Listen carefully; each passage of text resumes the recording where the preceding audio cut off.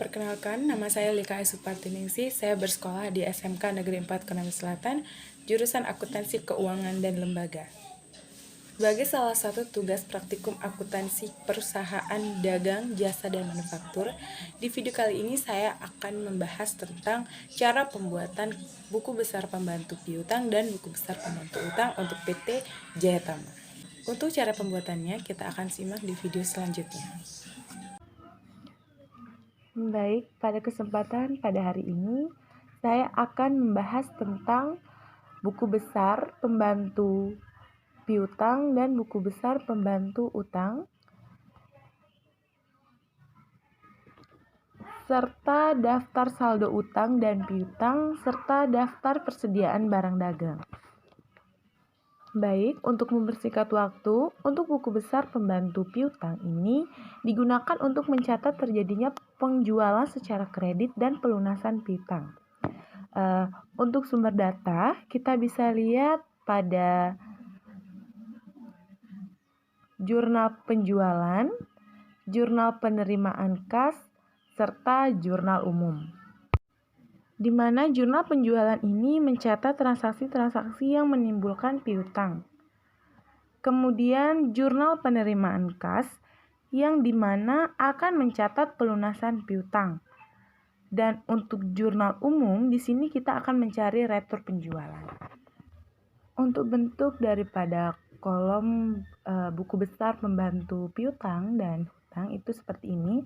Jadi ada date-nya, ada deskripsinya, ada ref-nya, ada debit dan kredit, ada balance, itu pun ada sisi debit dan sisi kredit.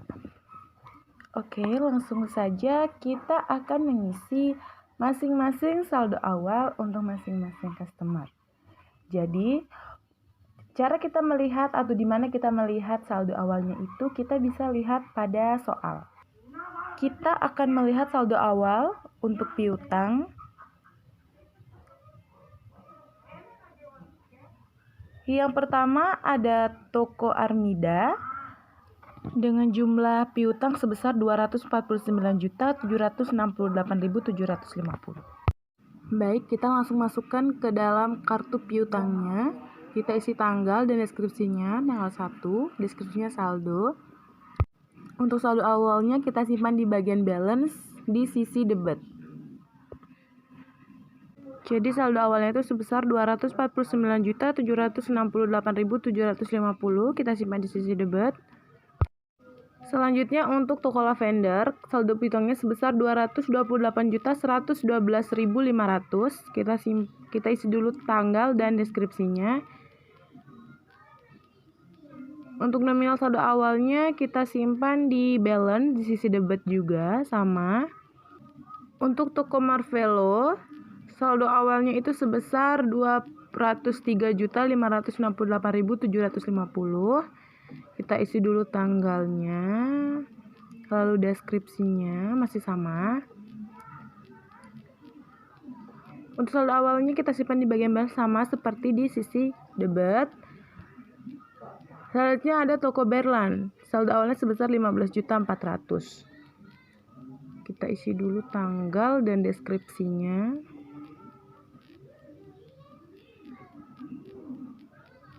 Lalu nominalnya kita simpan di sisi debit. Setelah mengisi masing-masing saldo awal untuk masing-masing customer, kita akan melihat pada jurnal penjualan, jurnal penerimaan kas, serta jurnal umum untuk melihat apakah customer-customer ini ada melakukan transaksi kredit. Yang pertama kita melakukan untuk toko Armida. Kita lihat dulu ke sales journal atau jurnal umum. Jurnal penjualan. Sales journal ternyata ada pada tanggal 24, toko Armida melakukan suatu transaksi secara kredit. Selanjutnya kita lihat pada cash receipt journal. Cash receipt journal ada pada tanggal 7. Selanjutnya kita lihat pada general journal atau jurnal umum. Ternyata toko Armida tidak melakukan retur. Kita akan pindahkan ke kartu piutang. Untuk mengisi kartu piutang harus kita perhatikan bahwa sebelum kita mengisi kartu piutang, kita harus mengurutkan dari tanggal yang terkecil. Jadi, untuk toko Armida, kita akan isi untuk tanggal 7 terlebih dahulu pada kas resep jurnal. Itu receivable-nya sebesar 249.768.750. Itu pelunasan piutang. Kita akan pindahkan tanggal 7. Deskripsinya itu kas resep jurnal. Kita simpan di sisi kredit karena pada kas resep jurnal receivable-nya di sisi kredit.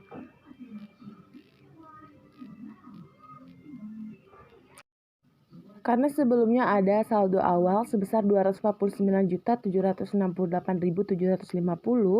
dan baru saja kita posting dari kas resep jurnal sebesar 240 sekian dengan harga yang sama, maka debit ketemu kredit dikurang.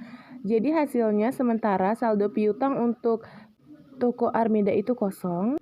Selanjutnya kita lihat pada sales jurnal yang tadi tanggal 24 itu sebesar 289.712.500. Itu untuk receivable-nya kita akan posting ke dalam kartu piutang. Kita tulis dulu tanggal dan deskripsinya sales jurnal. Selanjutnya, karena tadi di sales itu nominalnya ada di sisi debit, maka kita simpan di sisi debit. Karena debit ketemu debit menambah, maka saldo untuk toko Armida itu sebesar 289.712.500. Itu untuk saldo akhir piutangnya. Selanjutnya untuk toko Lavender, kita akan lihat pada jurnal penjualan, jurnal penerimaan kas, serta jurnal umum. Untuk di sales jurnal, apakah ada toko Lavender? Ternyata ada pada tanggal 6. Tanggal 6, toko Lavender. Oke. Selanjutnya kita lihat di kas resep jurnal. Ternyata ada pada tanggal 13 dan tanggal 28. Selanjutnya kita lihat pada general jurnal. Ada pada tanggal 8. Sehingga untuk kartu piutang untuk toko Lavender itu ada pada sales jurnal. Selanjutnya kas resep jurnal. Untuk di sales jurnal itu ada pada tanggal 6. Selanjutnya di kas resep jurnal ada tanggal 13 dan tanggal 24. Selanjutnya di general jurnal ada pada tanggal 8. Kita masuk ke kartu piutangnya. Kita masukkan pada kartu piutangnya dari tanggal terkecil tanggal 6. Deskripsinya sales jurnal. Untuk saldonya kita lihat dulu di sales jurnal itu sebesar 289.712.500. Kita simpan di sisi debit. Selanjutnya kita akan menambah untuk balance di debit, dan di sisi debit kita akan menambah karena debit ketemu debit itu menambah, kita akan tambah. Baik, kita akan tambah. Selanjutnya kita lihat pada general jurnal itu pada tanggal 8 kita masukkan. Pada core receivable-nya itu sebesar 15.400. Kita masukkan dulu tanggalnya 8. Deskripsinya general jurnal. Kita simpan di situ GJ. Kita simpan di sisi kredit karena di general jurnal core receivable itu di sisi kredit. Kita simpan di sisi kredit. Selanjutnya debit ketemu kredit itu mengurang. Jadi kita akan kurang untuk saldo terakhir, kita akan kurang.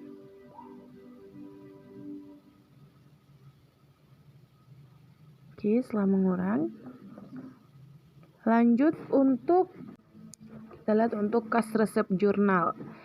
Kita masukkan tanggal 13. Masukkan tanggal 13.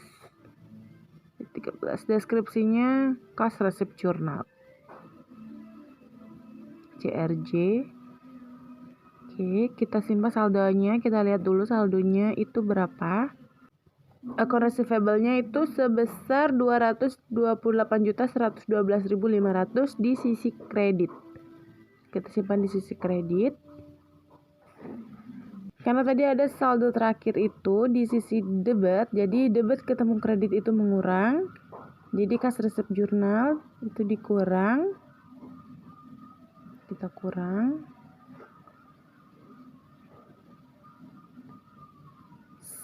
Selesai, selanjutnya kita lihat lagi pada kas resep jurnal. Masih ada pada tanggal 28. Dengan account receivable sebesar 274.312.500. Kita simpan di kredit. Baik. Karena account receivable-nya itu ada pada di sisi kredit. Bisa lihat 274 juta sekian. Selanjutnya kita akan kurang debit ketemu kredit. Dia akan mengurang. Karena saldo terakhir tadi 274.312.500, sedangkan tadi kita posting dari CRJ itu sama nominalnya. Jadi untuk saldo akhir piutang untuk toko lavender itu 0 atau habis. Selanjutnya kita akan ke toko Marvelo. Kita akan lihat pada jurnal umum, jurnal penerimaan kas, serta jurnal penjualan. Ada pada sales jurnal itu tanggal 15. Selanjutnya kita lihat pada kas resep jurnal itu ada pada tanggal 14. Untuk di general jurnal kita lihat atau jurnal umum ternyata tidak ada. Jadi kita lihat untuk kas resep jurnal atau tanggal yang terkecil tanggal 14 dengan account receivable sebesar 203.568.750. Kita simpan dulu tanggal 14. Kita akan pindahkan ke buku besar pembantu piutang. Kita pindahkan dulu tanggal 14. Deskripsinya kas resep jurnal, nominalnya kita simpan di sisi kredit. Debit ketemu kredit itu mengurang, jadi karena nominalnya sama, jadi untuk saldo akhir piutangnya itu 0 ya, karena sama 0. Selanjutnya kita lihat pada sales jurnal itu pada tanggal 15.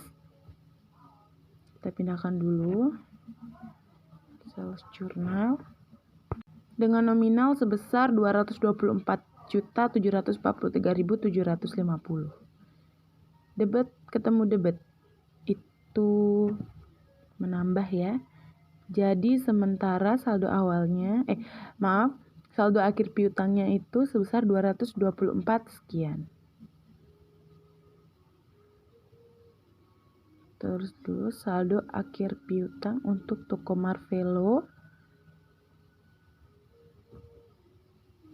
Selanjutnya kita yang terakhir toko Berlan. Kita lihat dulu pada sales jurnal, ternyata tidak ada. Di kas resep jurnal tidak ada. Untuk general jurnal ternyata ada pada tanggal 21. Tanggal 21 itu untuk toko Berlan. Account receivable-nya sebesar 7.700.000. Kita akan pindahkan tanggal 21 general jurnal untuk deskripsi. Kita simpan di sisi kredit. Debit ketemu kredit itu mengurang. Jadi untuk saldo akhir piutang untuk toko Berlan itu sebesar 7.700.000. Kita akan kurang dulu. Kita tulis dulu saldo akhir piutang 7.700.000. Baik, untuk buku besar pembantu piutang telah selesai. Kita akan lanjut ke buku pembantu utang. Untuk cara mengisi kartu piutang itu masih sama, cuman bedanya itu untuk di sumber data saja. Jadi sumber datanya itu dari jurnal pembelian, jurnal pengeluaran kas, dan jurnal umum. Untuk jurnal pembelian itu terjadi karena adanya pembelian secara kredit. Untuk jurnal pengeluaran kas itu terjadinya karena adanya pembayaran atau pelunasan utang. Untuk jurnal umum itu adanya retur pembelian. Baik, langsung saja kita mulai. Yang pertama untuk PT Dirama. Kita isi dulu saldonya, saldo awalnya untuk PT Dirama. Kita bisa lihat pada soal untuk daftar saldo utang dagang. Di sini itu utangnya itu atau suppliernya itu hanya 2. Yang pertama itu Untuk PT Dirama itu sebesar 297.343.750. Untuk PT Andara, saldo awalnya itu sebesar 325.875.000. Kita simpan di sisi debit.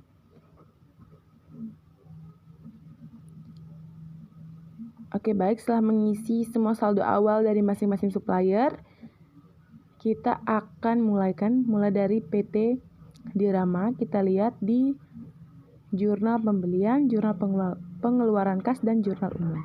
Yang pertama kita lihat pada jurnal pembelian atau purchase journal, itu PT Dirama ada pada tanggal 20. Untuk di jurnal pengeluaran kas itu ada pada tanggal 17. Pada general journal itu ada pada tanggal 22. Oke. Kita akan masukkan dari tanggal yang terkecil dulu, yaitu tanggal 17 ya. 17 kita akan masukkan karena paling kecil. Kita langsung masukkan di kartu utang. Untuk tanggal 17. Untuk deskripsinya kita bisa tulis cash payment journal. Nah, untuk account payable di cash payment journal itu terletak di sisi debit sebesar 297.343.750.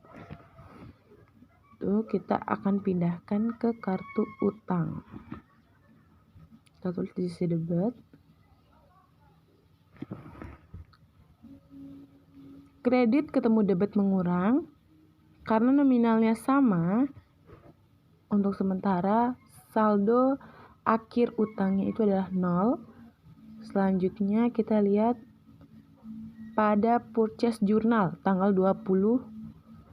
Pada tanggal 20 kita simpan dulu dengan deskripsi purchase journal. Kita simpan, kita lihat dulu. Purchase journal itu terletak di sisi debit. Kita simpan di sisi debit sebesar 205.314.450. Kredit ketemu kredit menambah, jadi saldo akhir piutangnya. Selanjutnya untuk tanggal 22 dengan deskripsi general journal. Untuk saldo utangnya kita simpan di sisi debit sebesar 22.012.000. Itu mengurang, kredit ketemu debit mengurang. Jadi untuk saldo akhir hutangnya itu sebesar 118.302.350. Setelah selesai untuk PT Dirama, kita lanjut ke PT Andara. Kita lihat pada purchase journal itu ada pada tanggal 9 dan tanggal 26. Untuk di cash payment journal itu ada pada tanggal 4 dan tanggal 31. Untuk general journal itu ada pada tidak ada. Untuk di general journal PT Andara tidak ada. Jadi kita akan masukkan untuk tanggal 4-nya terlebih dahulu. Karena tanggal 4 adalah tanggal yang paling kecil. Tanggal 4 dengan deskripsi cash payment journal. Oke, kita lihat dulu. Tadi cash payment journal itu di sisi debit sebesar 325.875.000. Kita simpan di sisi debit. Karena saldo awal tadi itu sama dengan yang baru kita posting itu, jadi sementara saldo hutang untuk PT Andara itu 0. Kita lanjut ke purchase journal. Itu kita masukkan yang pertama untuk tanggal 9. dengan deskripsi Cash Payment Journal. Purchase Journal. Kita simpan di sisi kredit. Jadi saldo akhir utangnya itu 270.666.000 sementara. Kita masukkan tanggal 26. Untuk account payable-nya itu di sisi tanggal 31-nya itu ya.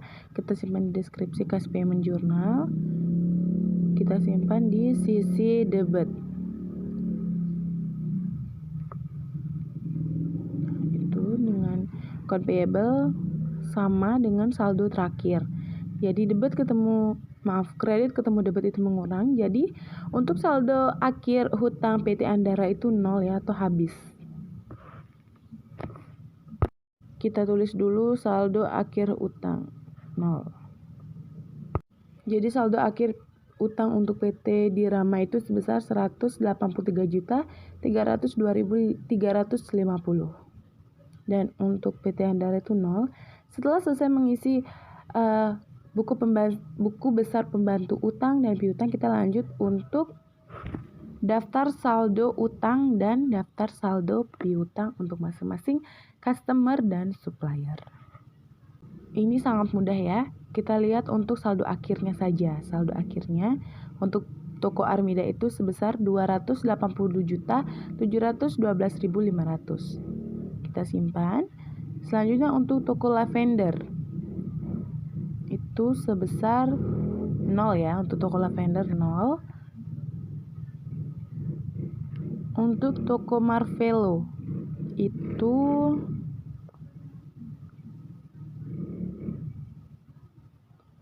sebesar itu ya. Kita simpan 224.743.750. Untuk toko Berlan sebesar 7.700.000. Selanjutnya kita akan menotal semua.